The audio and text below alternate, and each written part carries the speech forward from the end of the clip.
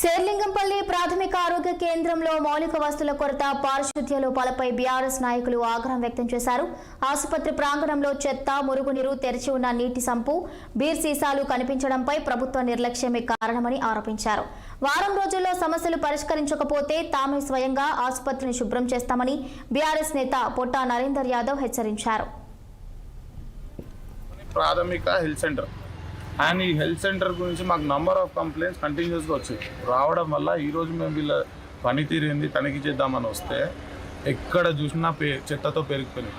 బాత్రూమ్లు లేవు, మంచినీళ్ళు లేవు, అట్లీస్ట్ వాష్రూమ్లోకి నీళ్ళు రావడం కూడా లేదు.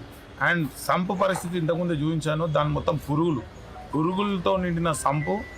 అట్లాంటిది ప్రాథమిక హెల్త్ సెంటర్కి వస్తే వీళ్ళు కొత్త రోగాలు అంటించి పంపించే స్థితిలో ఉంది, అటువంటి స్థితిలో ఉంది. అండ్ బోర్ పాడై 2 సంవత్సరాలు అయింది. 2 సంవత్సరాల నుంచి బోర్ రిపేర్ చేద్దామంటే నిధులు లేవంటున్నారంట.